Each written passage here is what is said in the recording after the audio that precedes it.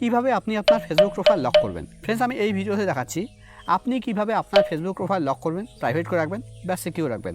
Friends, Facebook profile lock করে রাখলে কী হবে, আপনার ফেসবুকে যারা ফ্রেন্ডস আছে তারাই শুধু আপনার ফেসবুক প্রোফাইলে সব কিছু দেখতে পারবে, তারাই আপনার ফেসবুক প্রোফাইলে ঢুকতে পারবে। আর আপনার ফেসবুক প্রোফাইলে যারা ফ্রেন্ডস নেই, আপনার ফেসবুকে যারা ফ্রেন্ডস নেই, তারা আপনার ফেসবুকের কোনো কিছু দেখতে পারবে না, তারা আপনার প্রোফাইলের কোনো কিছু দেখতে পারবে না।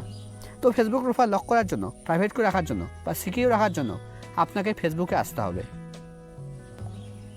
ফেসবুকে আসার পর একদম উপরে ডান দিকে দেখুন প্রোফাইল লোগো শো করছে, আপনাকে প্রোফাইল লোগোতে ক্লিক করতে হবে। প্রোফাইল লোগোতে ক্লিক করার পর এবার এখানে দেখুন, এখানে কিন্তু আমার ড্যাশবোর্ড শো করছে, মানে আমার ফেসবুকে প্রফেশনাল মোড অন করা আছে, তার জন্য কিন্তু এখানে ড্যাশবোর্ড অপশন শো করছে।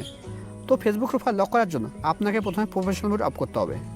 তো প্রফেশনাল মোড অফ করার জন্য একদম উপরে ডান দিকে দেখুন একটা 3 ডট আছে, আপনাকে 3 ডটে ক্লিক করতে হবে।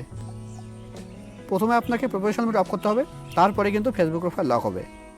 এবার একদম নিচের দিকে টার্ন অন প্রফেশনাল মোড, এখানে ক্লিক করতে হবে। এবার একদম নিচের দিকে কন্টিনিউ ক্লিক করতে হবে। এবার একদম নিচে টার্ন অফে ক্লিক করতে হবে।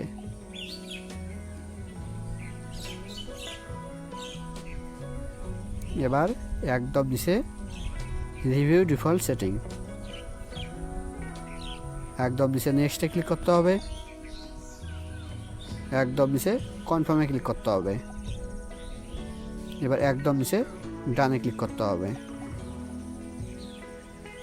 দেখুন আমার কিন্তু প্রফেশনাল মোড অফ হয়ে গেছে, এখানে আর ড্যাশবোর্ড অপশন শো করছে না। এবার আপনাকে ফেসবুক প্রোফাইল লক করতে হবে।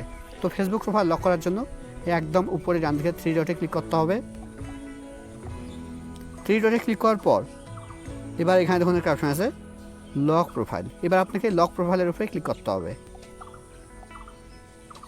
এবার একদম নিচে লক ইউর প্রোফাইলের উপরে ক্লিক করতে হবে।